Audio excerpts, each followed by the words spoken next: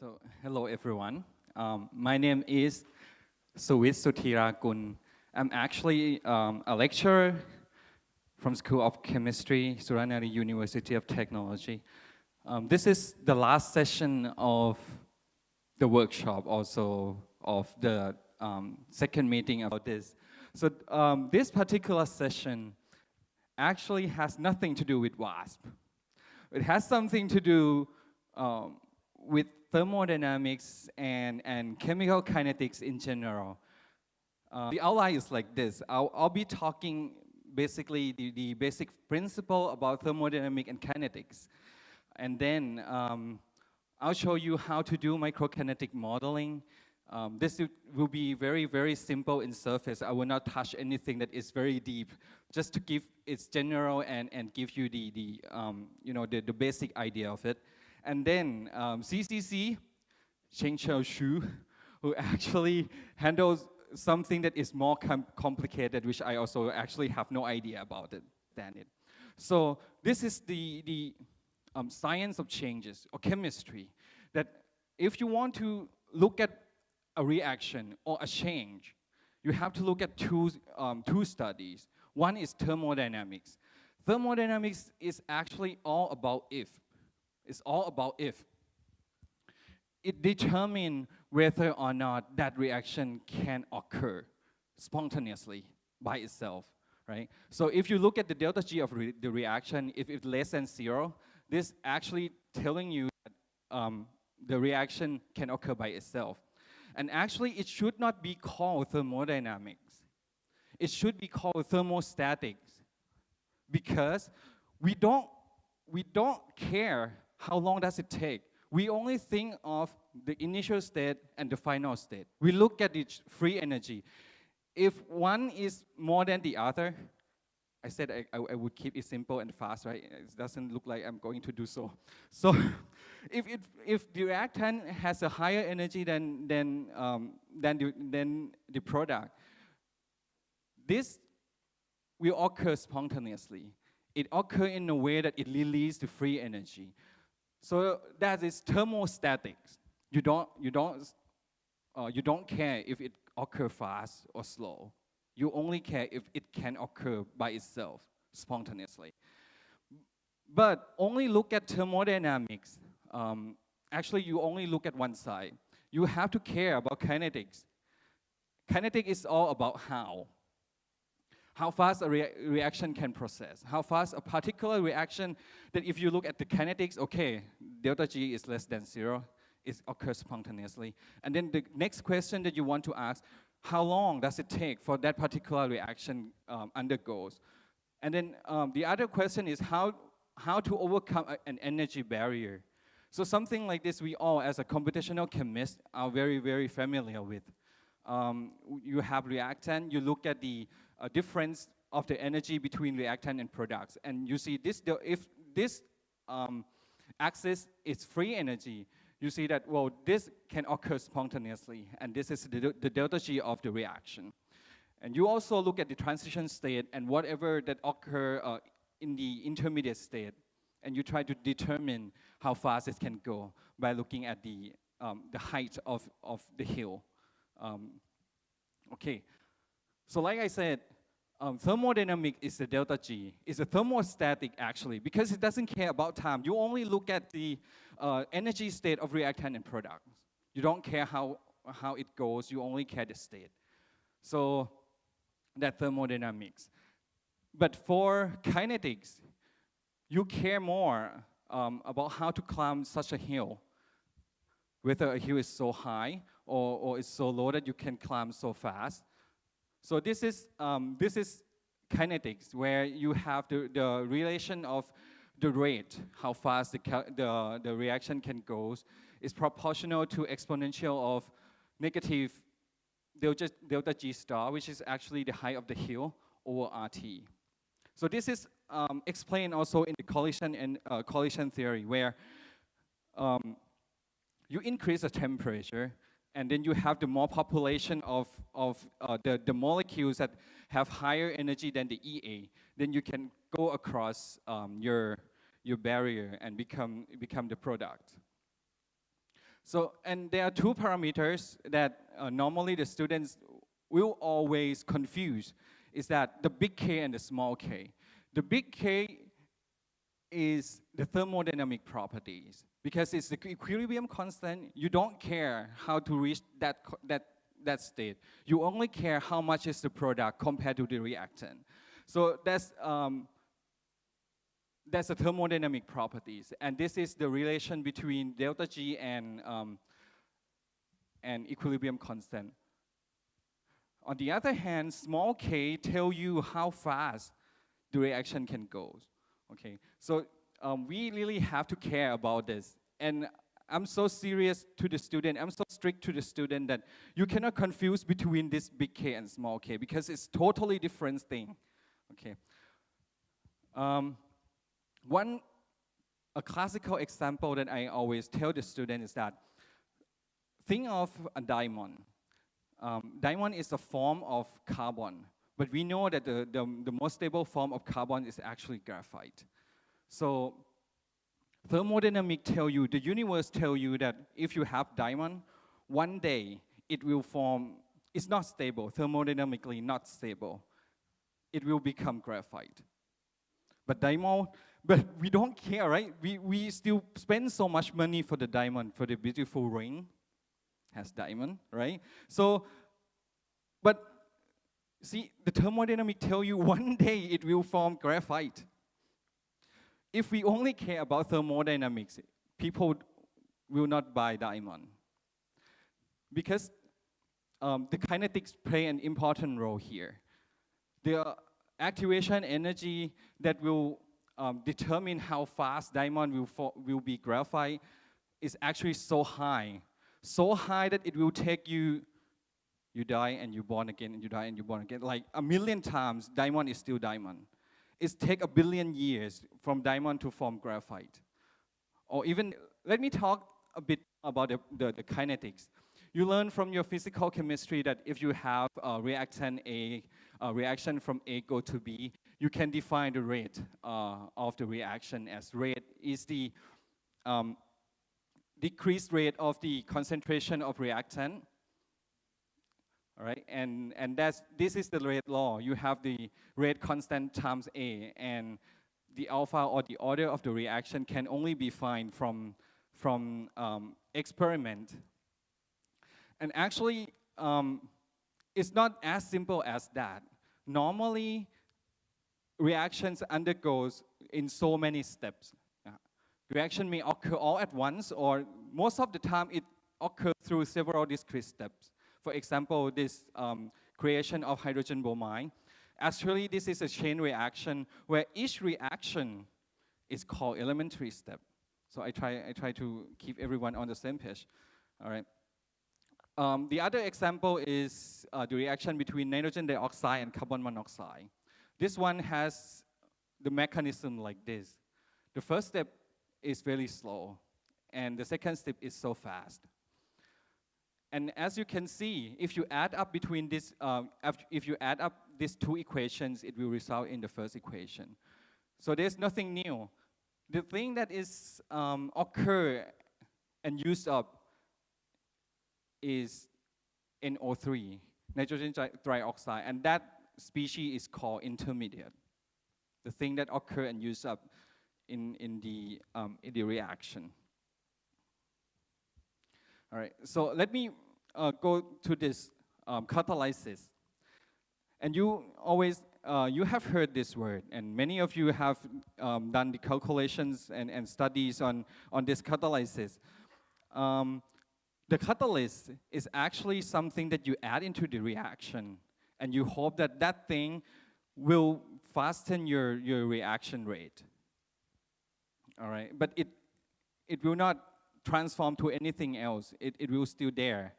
So the thing that it does is actually it change the reaction mechanism, and it lower your reaction barrier. For example, the formation of ethane from ethylene, the hydrogenation. So if you have the heterogeneous catalysis, you have a surface of metal.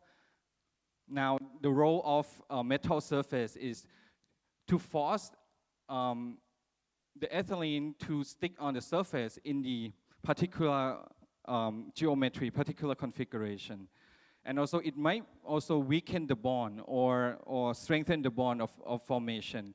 That's how you undergoes the catalysis reaction. The mechanism is different. The activation energy is lower. All right, so the hot topic that people always use in the literature for so many years right now is microkinetic or microkinetic modeling. So microkinetic is actually the terms that denotes the reaction kinetic analysis for heterogeneous catalysis in so many publications. And I will talk about microkinetic modeling. So it used to give the information about surface coverages if you have heterogeneous catalysis. If you do microkinetic modeling, you know surface coverages. You, under particular reaction conditions, you know the rates of each elementary step and also the overall rates. The model actually does not assume anything before you do the calculation, you do the modeling. The model know nothing about you. And actually, I would say that microkinetic modeling only need very few information. It only need to know the rate determining step. But in order to find that rate determining step, you have to know every single step of your elementary step in the reaction. But if you know which one is the rate determining step, this is very easy.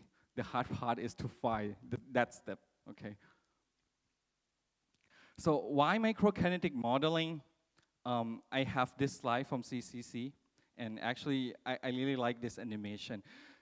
Okay, so if you do the calculation in your on your catalysis project and you see something that look like this, the energy profile look like this, you see that, well, which one? So the question is, which one is actually the rate determining step? It looks like that one, maybe, because it has the highest TS. So could be the rate determining step. Or this one has a larger barrier, the largest barrier among all of this. So it must be the rate determining step. Or this one has actually the largest difference between the intermediate and the TS. So it could be the rate determining step. Now, it's so confusing. You have so many parameters that you have to consider, so many possibilities. So what you have to do is you solve that simultaneously. You use the Eyring equation. So this form, this is the transient state theory where Dr. Manachai also mentioned. And the kappa is what? The kappa is the transmission coefficient where we always keep it equal to 1. So you have seen something like this, and then if you know the delta G, of each step, I mean the delta G of activation, or in other words, if you know G of each, on each and every single intermediate and transition state, you could calculate this, all right? So all the rate constant you can calculate. And then you plug into the series of equations, you solve that simultaneously. You will know which one is the rate determining step. Okay, I will walk you through that. And this is a picture that I really like. I found it from a PhD student, which also already graduated recently. I didn't know him. I found it from the internet. Jorgensen, and he showed that, well, if you do microkinetic modeling, it's actually an iterative loop. It's like self-consistent field. You start off with something, you try to define your model, and then you solve all the kinetic parameters, and then you compare with your experiments. And maybe when you compare to your experiments, you have to adjust your model a bit in order to, make more sense of your model. So you could actually make any adjustment on any particular state in this loop to make your microkinetic modeling valid. And finally, you have the thing that can compare to the experiment, and it also makes sense to your study. All right. So first, I will start off with this step: identify atomistic model. I watched MIT OpenCourseware that Professor Sida said something about this, and I also took some slides from him and teach the student in my course. One thing is that, what is the hardest part of doing computation? And I hope that my student can answer this question already, because I emphasize that so much. The hardest part is knowing what to compute. It's knowing what is your model. You have to come up with a very reasonable model, because it's you and only you who say that this particular study should use this model, and it should be like that. And you have to defend your model. You have to defend it to yourself that this model is actually makes sense. Doing something like this is actually model the situation that can occur in the real system. We actually didn't do any simulation. We do modeling, because there's only particular phenomenon in the system that you can capture. You cannot have the real water molecule. You cannot have so many water molecule in your system. You actually modeling. So this is the hardest part in my opinion, and I'm still struggling on this in so many projects, let's say. So this is one example of the model. You want to do catalysis of CO oxidation on gold bimetallic surfaces. You have to come up with which surface that you want to use, and if you want to do the alloy, which the foreign atom that you want to put, and does it make sense or not. So the other thing, this one taken from my publication, where you could also consider the reaction condition. For example, I did solid oxide fuel cell on the anode side, and it run with hydrogen. So it's extremely in reducing condition, really low partial pressure of oxygen. So and if I use the metal oxide, we want to look at how many oxygen is removed from my surface. So you have to consider also that. What I did was I used this so-called constraint ab initio thermodynamic calculations to see what is the phase that is most stable at the reaction condition at particular high temperature and really low partial pressure. So this is the thing that you also have to consider. All right. Once you identify your model system, then you have to identify possible intermediates and define elementary step. And we all always do that. We look at how many intermediates or how the reaction can go, what are the mechanisms. You do a lot of literature reviews, what people have done this before, or you can be a little more creative of thinking of some new mechanism. And this is very, very important too. So for example, in this slide, I have this CO oxidation to CO2. And you can come up with, okay, maybe the mechanism will look like this, or you have alternative mechanism. And then here comes the very important part. If we did not consider the temperature and pressure influence, you normally plot the energy diagram where you take the energy of each intermediate and transition state from Watt's calculation or from Gaussian calculation, and you plot it.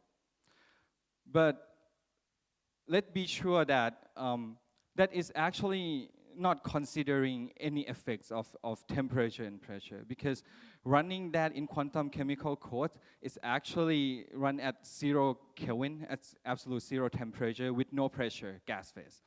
So, but if your reaction occurs at so high temperature, and you also consider the pressure of the reactants, you have to calculate G profile.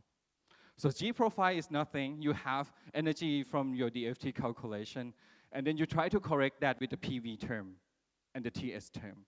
So the PV term is nothing. If you consider that as an ideal gas law, you will come up with this KBT LNP. P is actually a partial pressure of the gas of interest, and then the TS term. Now, it will become more and more complicated. The S or entropy term actually going through, you have to go through the statistical mechanics, where S is equal to KBT ln Q, and Q is the partition function. Now, for this, I will not go into detail.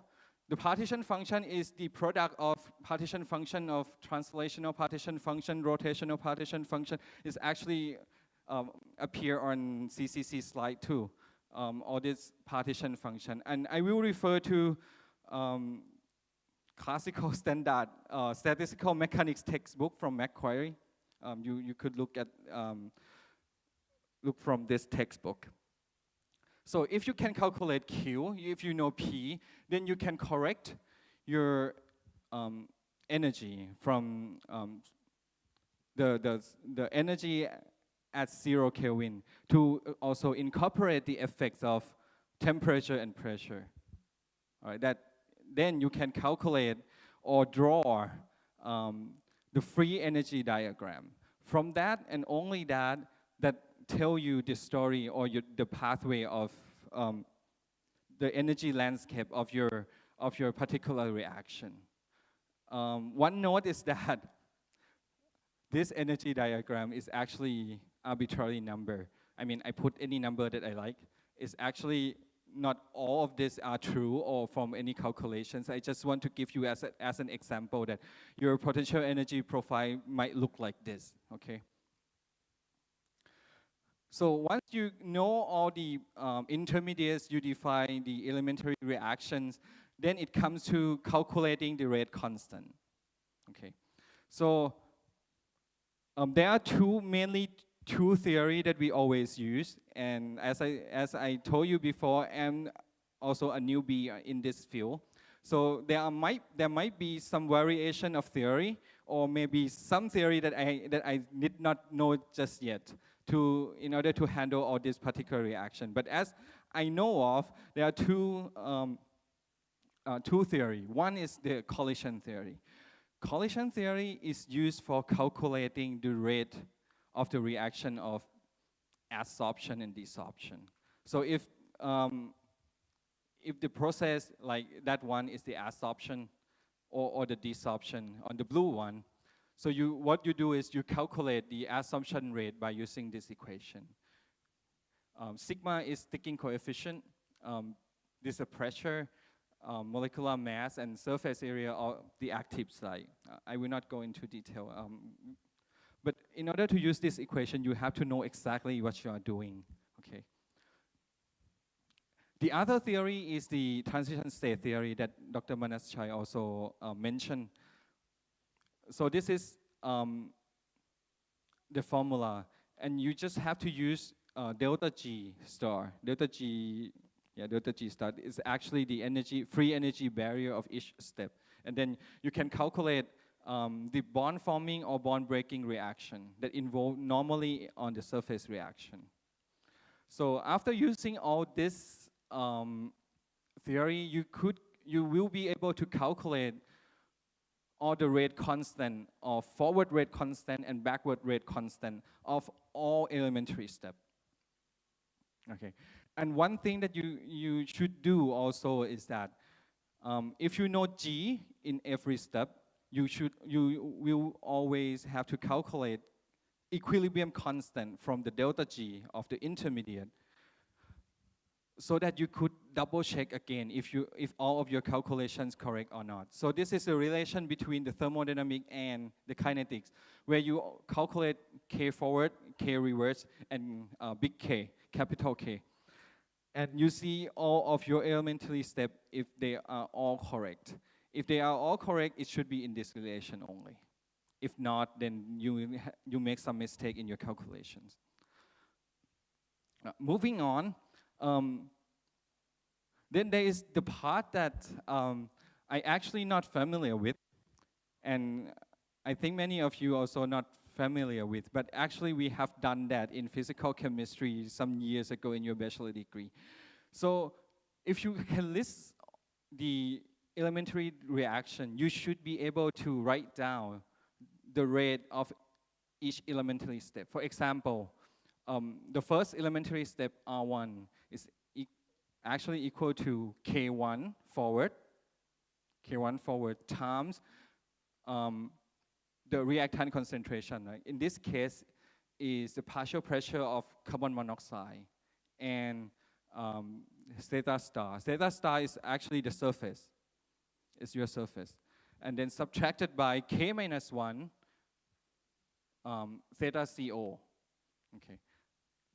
So I actually try to create some exercise for you so that you will not fall asleep during my presentation. Could you complete this 5? Will you be able to complete this 5 reactions? So what is R2? R2 is K2 forward times what? PO2 times theta star. Very good.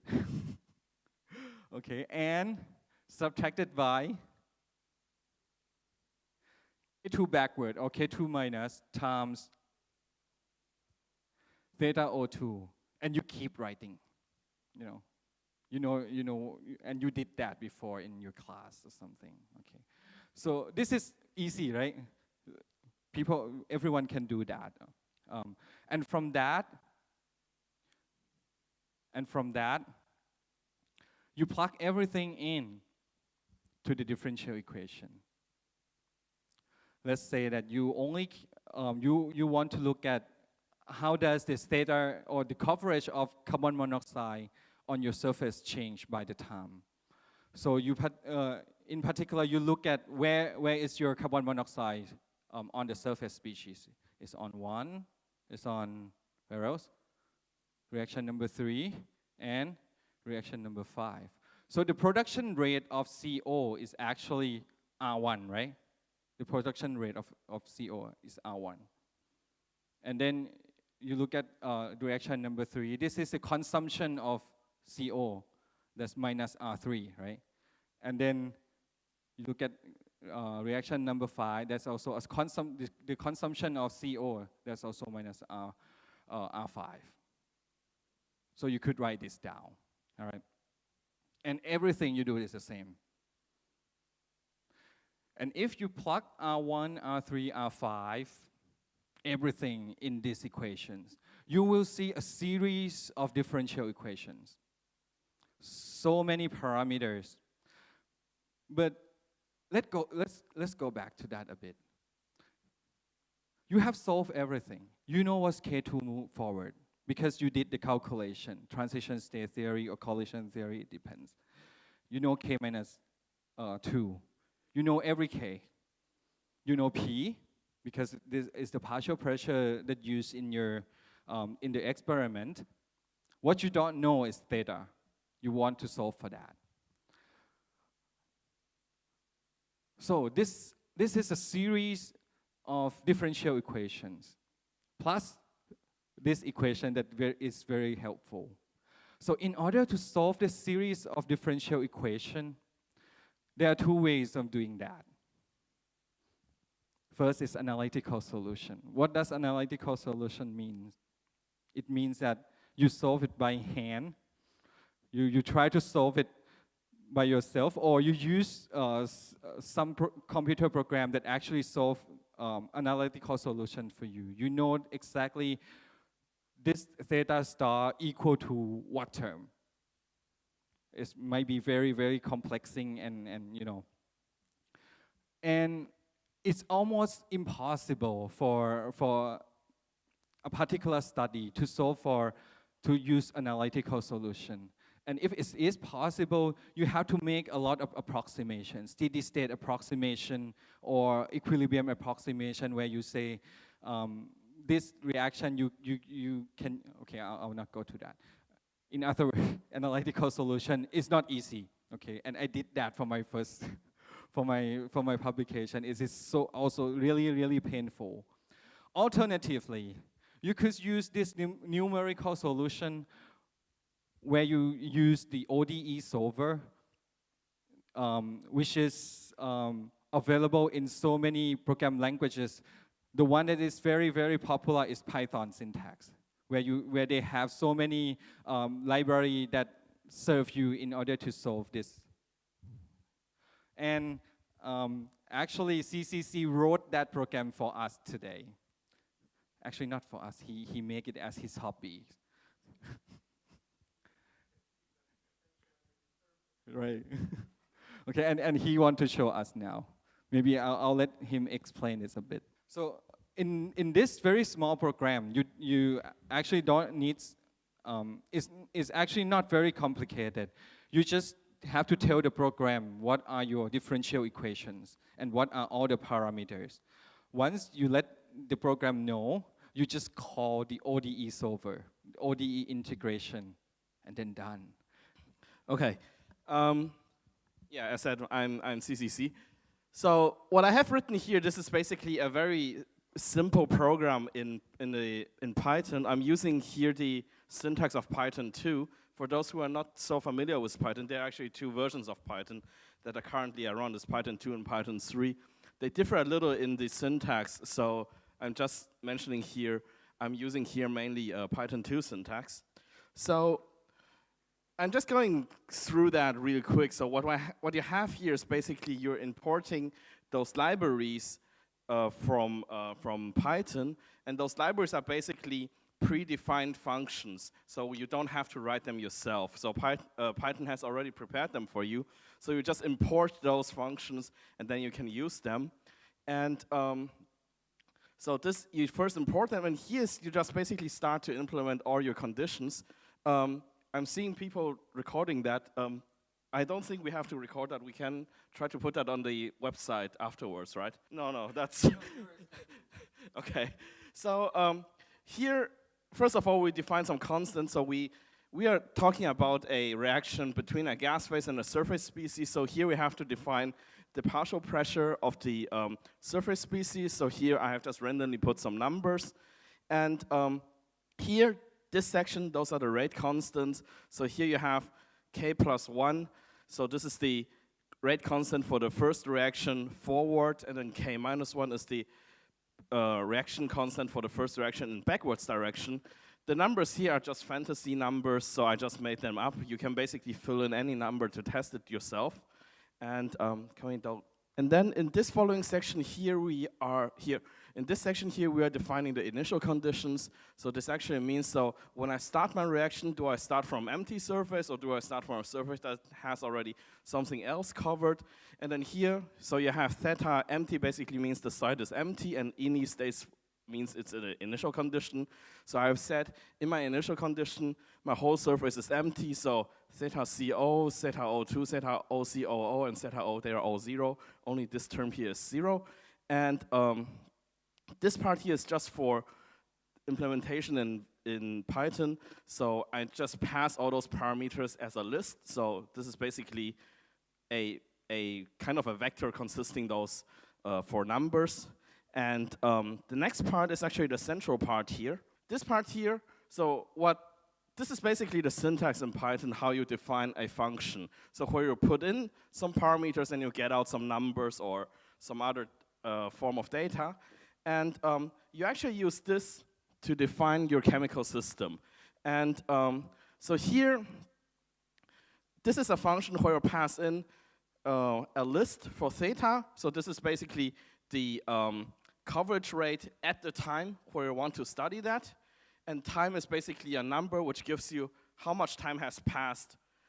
Let's put it like that. The chemical interpretation of this number here is how much time has passed since the reaction has started. Okay. And so here, this part here is basically theta. So this is a list consisting of 5 different numbers, and then they're basically in. This is the list that you define here, so they're in this order. And then the first number in this list is the coverage rate for the empty sites. The second number, coverage rate for the CO sites. Third number is for the O2 sites, and so on. And then here you see this part, R1, R2, R3, R4, R5. This is exactly what Dr.Suwit has shown on his slide. So here it's just written in a format that a computer can read. So here you just define the reactions. And here, this D underscore CO dt, this is basically the ordinary differential equation part. So here you have d theta CO over dt. And as defined on the slides from Suwit, you can see, okay, this one here is equal R1 minus R3 minus R4. And then here, similarly for the others. And one thing that I have defined slightly differently are the boundary conditions. If you remember the slides from Suwit, he was saying, okay, his boundary condition is if I add up all the coverage rates, I should add up to 1, right? And this definition here is basically equivalent, but it's easier for Python to handle. I just simply say the change in the coverage of the empty sites should be the negative sum of the change of the other coverage sites. So these two definitions are more or less equivalent. So I'm using here this definition. And then I say, okay, what I want to return is basically the values here. So how do those coverage sites change? Okay, so this part here is basically how I solve it. First of all, here I define a list. So here time equals NP, line space 0, 1, and then 500,000. This basically gives me a list that consists of 500,000 evenly spaced numbers between 0 and 1. And this is basically later on the time steps that I want to consider. So because we're doing a numerical integration here, so I have to define the size of the time step. You can choose smaller time steps, or if you want the program to run faster, you can also change larger time steps. And then this part, ODE-INT, this is basically the central program that is implemented already in Python to integrate this ordinary differential equation. So you just basically put here, so the model, so this is how you have defined your chemical system. And then theta ini, this is the list of your initial conditions, your initial coverage rates. And then time is basically here the list of the time steps that you want to consider. And then Python will solve it for you. And then this part here, this is just to rearrange the data format. And then once you have that, you can plot them. Those here are basically only commands to let Python plot out the figure. So here it's not so important for now, but if you're interested, we can talk about that later on. So this is basically a program, and once you have this, you can basically execute it by typing / and then microkinetic.py. And then here you see the program is now running, and okay, and now it's finished. And here you see, this is basically the coverage rates, and then here this is at a different time. So here we have times. Here we have times from 0 to 0.1 second, and here you actually see after, let's say, 0.4 second, we actually reach a steady state, and nothing really changes anymore. So here, with that simple program, you can get your coverage rates at any given point in time once you have defined your chemical system. So like he just showed, once we did that, everything is solved. You solve differential equation. Finally, you get all the parameters, including surface coverages, like he just showed, rate of each elementary step. And if you know rate of each elementary step, you also know the overall rate. So then the final step is to validate your result of your calculations with the experimental result. So there are some parameters that you could do. The first one is the apparent activation energy. Once you get the overall rate, you are in control. So you could do the Arrhenius plot, where you change temperature and you observe the change in the overall rate. And if you plot between 1 over T, 1 over temperature, and the Ln of the overall rate, you will get the linear relationship, and if you could determine the slope, you get the apparent activation energy. And experiment can do something like this too. Exactly the same graph. They can vary the temperature, they can observe the overall rate, they can determine also the apparent activation energy, and then you could compare between your calculations and the experimental observation. The other thing is the reaction order. And this is something not new to you because you did that also in your high school, that you change one particular concentration of your reactant, and then you try to observe the rate, whether you change it by 2 times, your rate is changing or not. If it's changing by 2 times also, that is the first order for that particular reactant, for something like that. So you know, in particular, the reaction order and apparent activation energy. The powerful of this microkinetic modeling is to also determine the rate control. This is a thing that introduced by Professor Campbell in year 2000 or so. Basically what Professor Campbell does is that you try to change the height of the barrier of each elementary step. And you try to see how sensitive is your overall rate to that particular transition state. Or in other words, you change the barrier and you try to see if you change the barrier, does the overall rate change by that barrier or not? So you could see which one actually play an important role in your calculation. The same idea applied to thermodynamic of rate control, where you change the stability of your intermediates.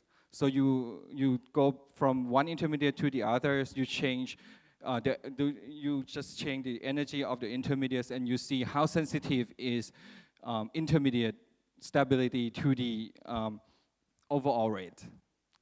So if you change the barrier of that particular step, and then you see that, well, overall rate changed a lot, then you would think that this one is actually very important, or even the rate determining step of your calculation. Or for the thermodynamic rate control, you change the stability of intermediates, and you see how sensitive, how does the overall rate change by changing the stability of that intermediate. So something like this you can also write in the code or in your Python code and let it do for all at once. So for this information is very useful, because if you know that this particular step is very, very important, you might also try to find a way to lower the transition state exponentially. Or if you see that, well, this intermediate is so important, how about destabilize it a bit so that your catalytic activity go higher? So this is some meaningful and real application from computational calculation that you could suggest to your experimentalist partner.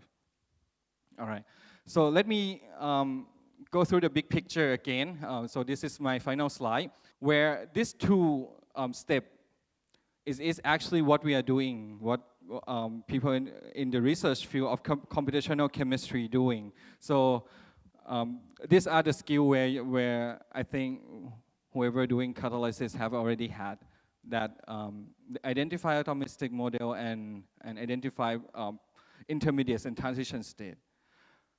For this particular one, that small exercises that I gave you is not so hard. This is something related to chemical kinetics. And for this one is the statistical thermodynamics and also the kinetics that you might have to study a bit more in order to do this. And finally, this is numerical method or a bit of programming that you have to do in order to solve all the kinetic equations. So this is all of my part. Do you have any question?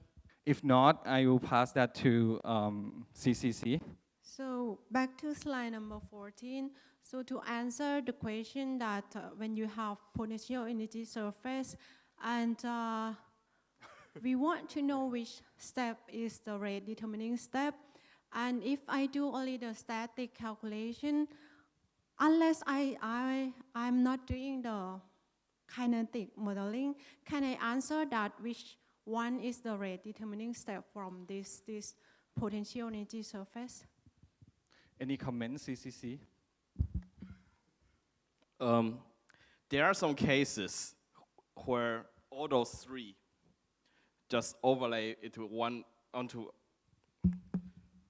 So in some cases, the largest barrier is also the highest TS, and then also the largest difference between one minima and a TS. In those cases, you can be very sure saying, okay, this must be the rate limiting step.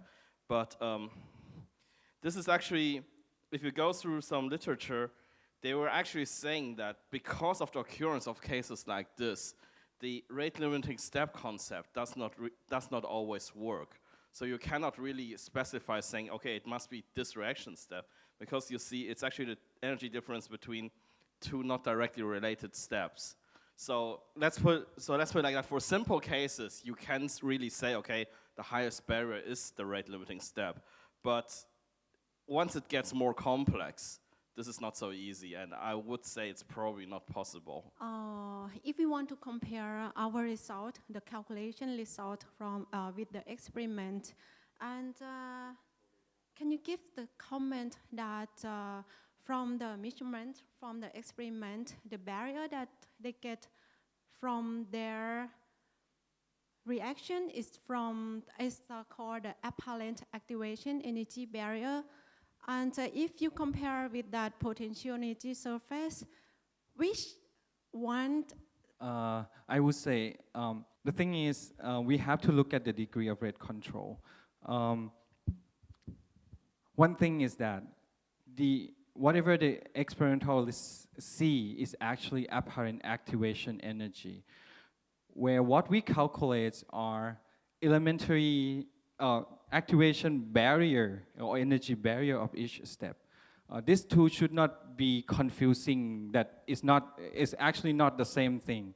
So the only thing that I think can be related to is that you have to calculate degree of rate control to see which step is actually really most important into your. Sometimes you will not get the factor of 1. So degree of rate control is actually ranging from 0 to 1. Sometimes you get like 0.8, 0.2 in the other steps. But that gives you some sense of which one is actually more important than the other one. So this is actually the very central part of the kinetic model of this microkinetic modeling approach that Suwit has just presented. And the interesting part here is, you see, when I want to describe my surface species, I actually only have the surface coverage rates. And this is actually very limited information. And there are actually, if you really think about that, you may have to ask yourself the question, is that really enough? And what I exactly mean, I'm going to show you in 1 minute when I have switched to my slides. So here you see, I have, assuming this is your catalyst surface, and you have this case where you're looking at a reaction A plus B gives you C, and then you have all your A on the one side, and you have all your B on the other side.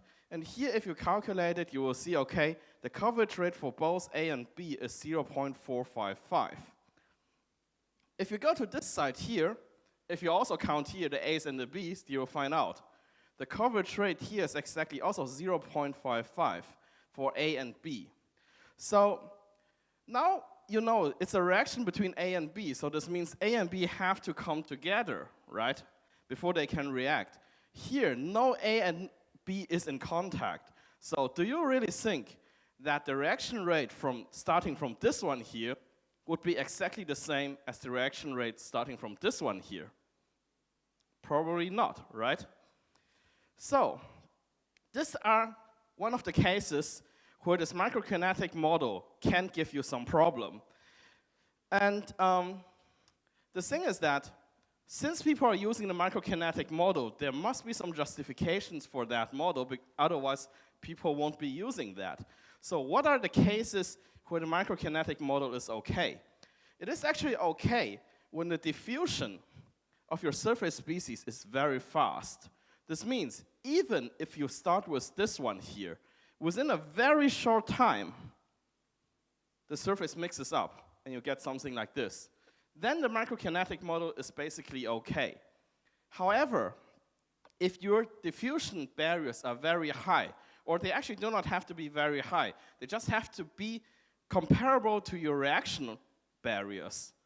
Then the microkinetic model will give you some problems. Okay. And then for those cases, there are many ways to cope with that, and then one of the solutions is so-called kinetic Monte Carlo methods. So what does kinetic Monte Carlo actually mean? First of all, let's look at that term. Kinetic means we are using it to study kinetics. That's pretty obvious. And Monte Carlo, has anyone ever heard of this term? Yeah, okay. So Monte Carlo is actually a casino, so basically a gambling hall, in southern France. So when you think about gambling, you may think about roulette or whatever. So it's basically about generating random numbers, because this is what you're doing when you're in a casino. So you're here on a roulette, you are generating random number, you just have to guess the random number. So this term here basically means we are using a method that is based on the generation of random numbers to study the kinetics. Okay, and the central part of the kinetic Monte Carlo simulation is basically this one here, is this master equation. So we have here capital PA. This is the probability to find a certain configuration.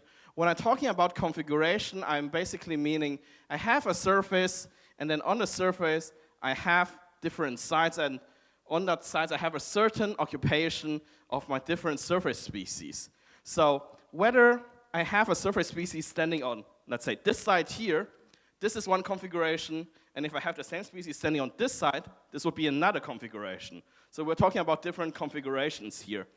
And so P is the probability to find a certain configuration, which we're denoting with this Greek letters, alpha, beta, gamma, and so on. So here, the probability to find the configuration alpha and how this probability changes over time.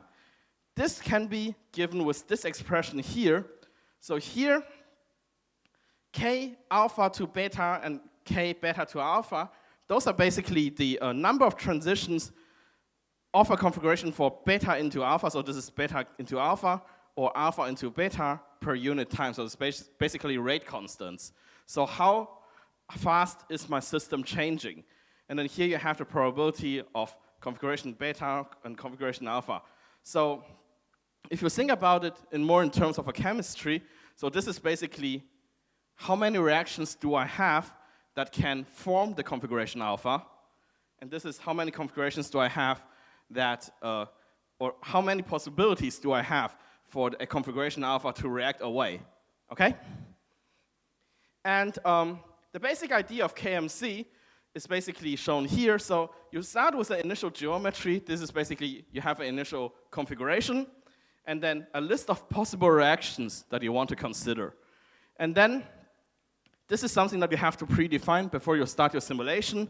And then you define your chemical system at time t, and then you find all the possible reactions for that given chemical system at time t, and then you list all your reactions that are possible, and then calculate their rate constants, and then you randomly select one of the reactions.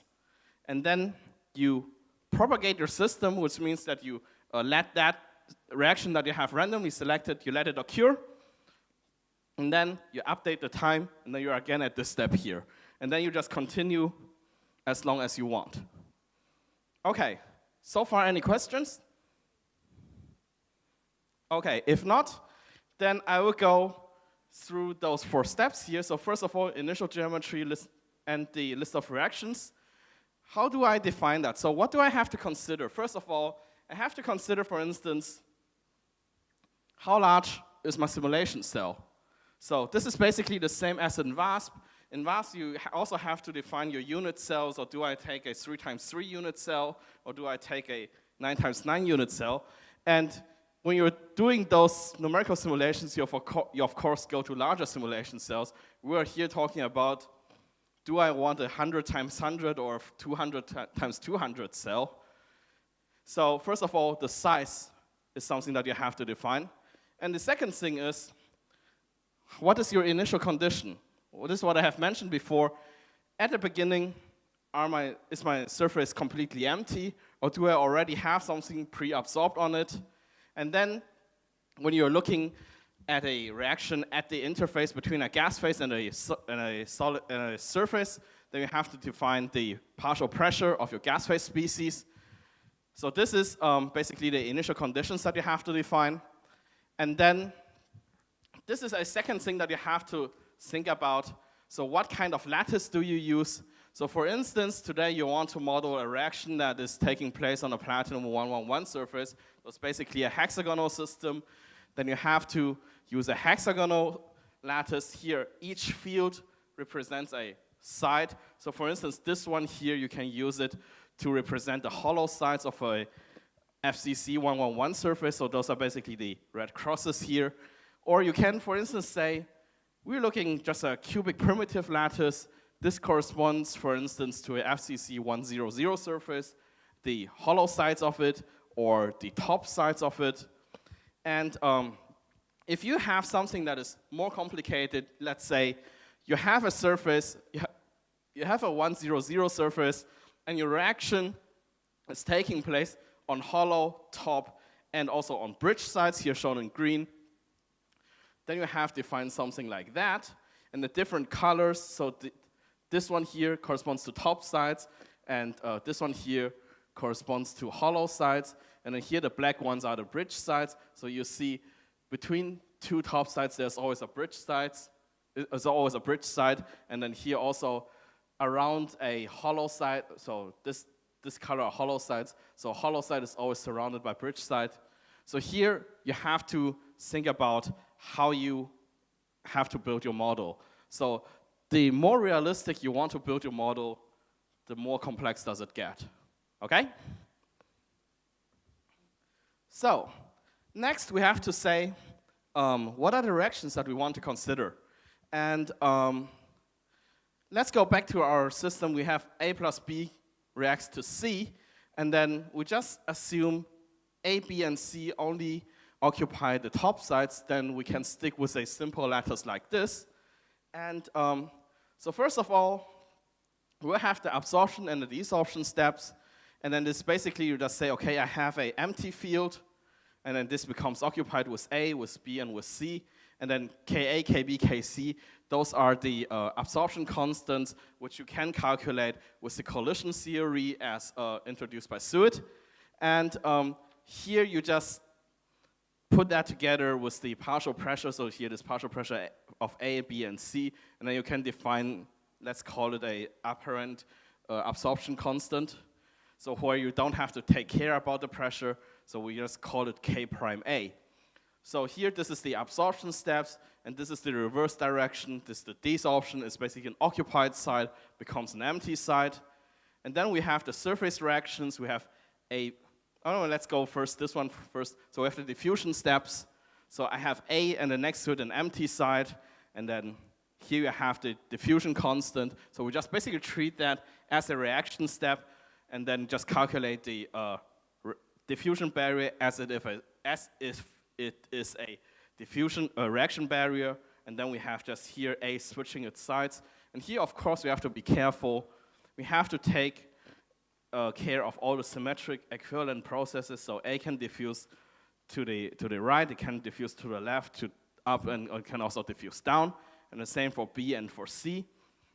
And then last but not least, we have the surface reactions. We have here A, B, when they are co-absorbed next to each other, they can form one side occupied with a C and a side occupied with an empty field, and the reverse reaction. And also here we have to be aware of the symmetric equivalent processes. Good. So now this was the first step where we define all the reactions that we want to consider, and the initial and the chemical system that we're looking at. Now we have to start with, okay, how does our system look like at time t? And so we basically, so assuming this is your initial condition that you have defined, it looks like this, and then we have to start analyzing this one. So, okay, when I have this, which reactions are possible, and here we just basically go through it. So first of all, we think about the absorption steps. For the absorption steps, the only condition that has to be fulfilled is I need to have an empty side.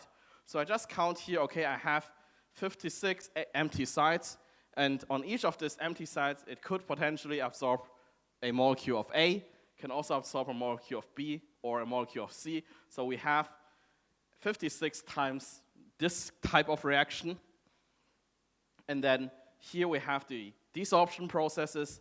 So here we have 2 C's, so which means we have 2 possible desorption processes. We have 4A, so we have 4 possible desorption processes for A, and so on. And then diffusion, so let's look, for instance, at C. So C, we have this one here. This one can desorb in 4 directions. This one can also desorb in 4 directions. So this gives you in total 8 possible diffusion steps for C. And then for the others, we have here 14 and here 8. And this reaction, this is the backwards reaction of the reaction that we're actually looking at. So C reacts back to A and B. So here we have 1 C, and this can react to form AB on this side or AB on this side. So here we have 4. Here we also have 4. This gives you 8. And then this is the actual reaction that we're interested in. So A plus B gives you C, and you see we never have this pattern here. So we don't have the pattern where A is absorbed next to a B. So from this configuration, this reaction is not possible to occur. Okay? So here just a small remark. So if you remember back, the master equation looked like this, and this K beta to alpha, these are basically those reaction the reaction constants that we are showing here. And so here we have listed our 215 possible reactions. And the next step is we have to randomly choose one. And how is that done? Okay, so yeah, we have 214 reactions, and then we randomly choose one. If we choose the first one, which is the absorption of A, then we may have something like this. So you have original empty side, now becomes an occupied side. If we choose reaction 200, 0, and 1, which is a diffusion step of C, then you see here, C is original on this side, and now it diffuses to this side. Or if we choose reaction 211, this is minus G is the backwards reaction of C to AB. So you see here, C becomes AB. So those are all possible reactions, and now we have to randomly choose one, and this is basically this step here.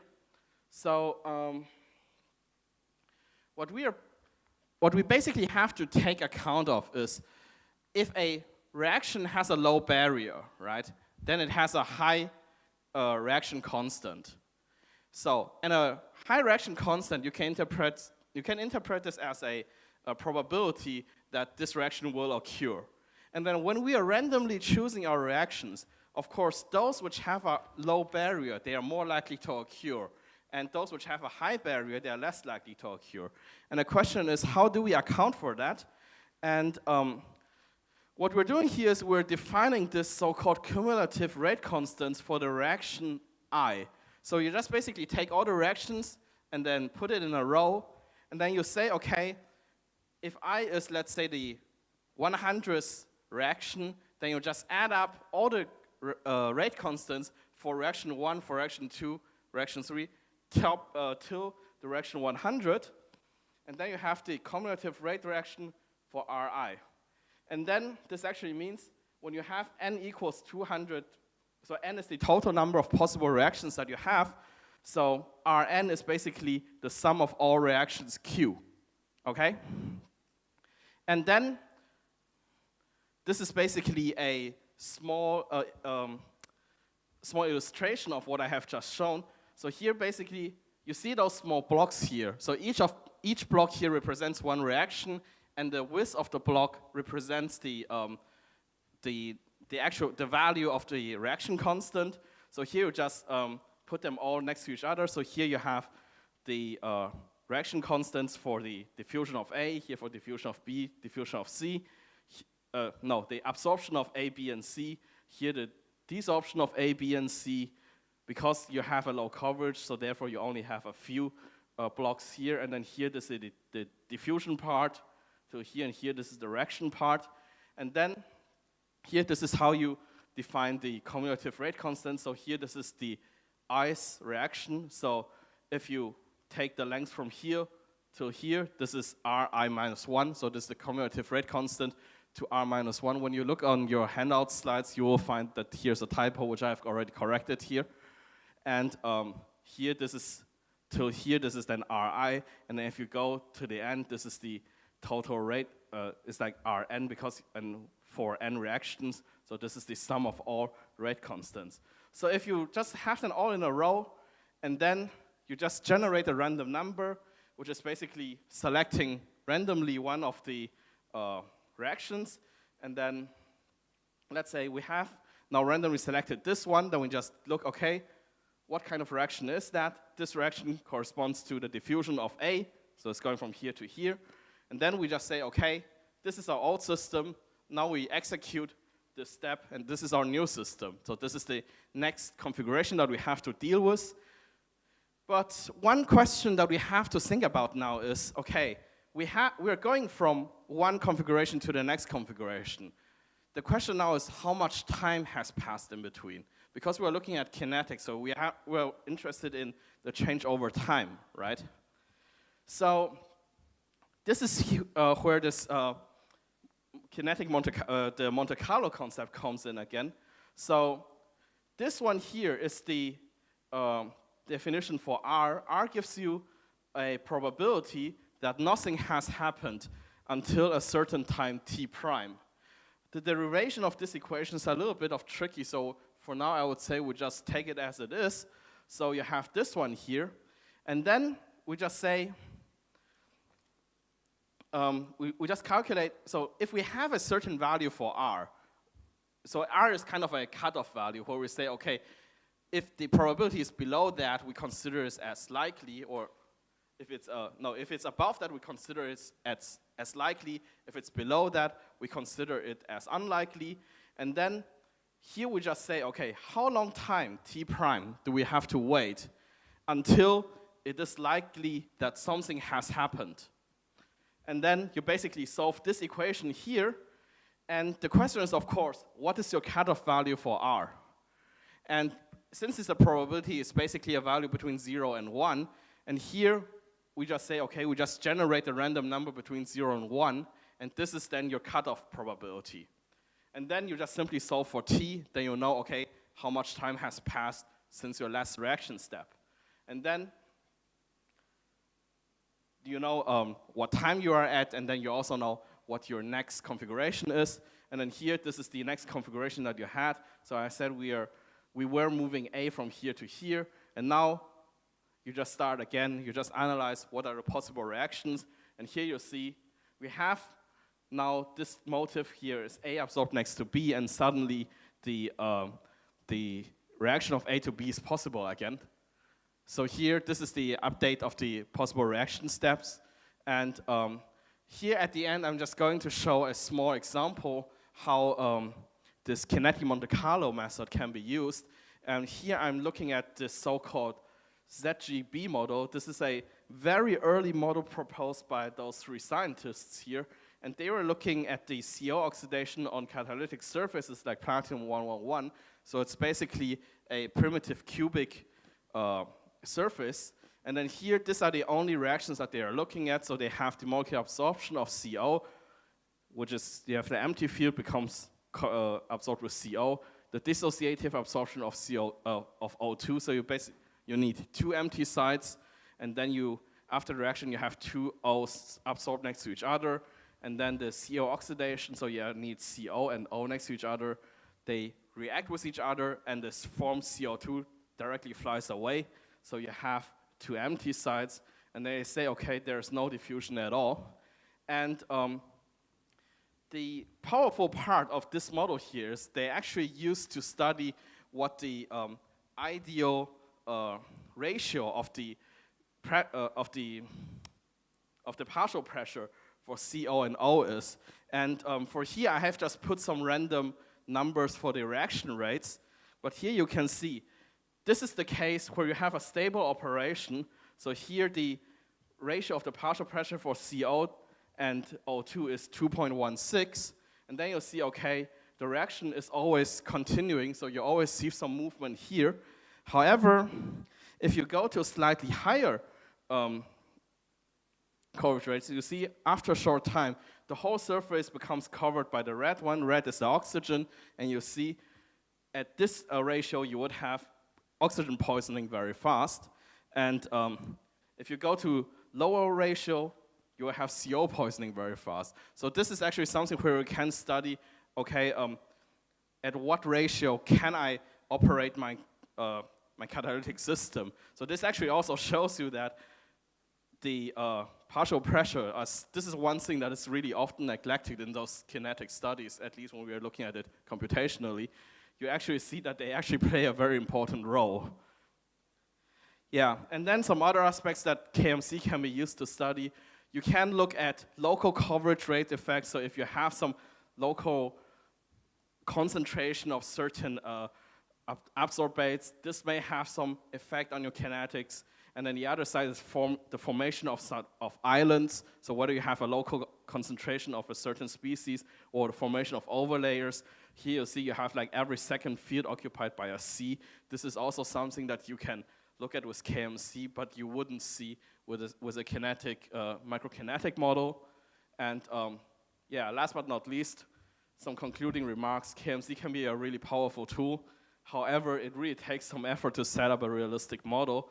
And the reason here is you have to calculate all the diffusion barriers. That is something that I guess many people of us who are doing catalytic studies are calculating.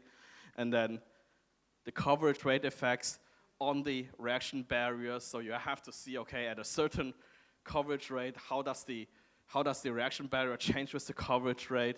And then also how, yeah, and how does this affect on the rate constants and so on. So if you're interested in that, you can really try it yourself because there are plenty of KMC codes around. Many of them are freewares. So here I just introduced some later. For instance, we have this one called Carlos, which is basically implemented by Lukin and Janssen. And if you are using Material Studios, this is actually included in it. This is in a commercial code. And then there is this code called KMOS by Hoffman, Matera, and Reuter. This one is free. And then Sarkos from Michael Stamanakis in London, and also Monte Coffee. I like this name particularly, from Jorgensen and Greenback. And then I guess there are many others which I don't know. So yeah, try it yourself. And thank you for listening. Well, okay, this is the last minute now.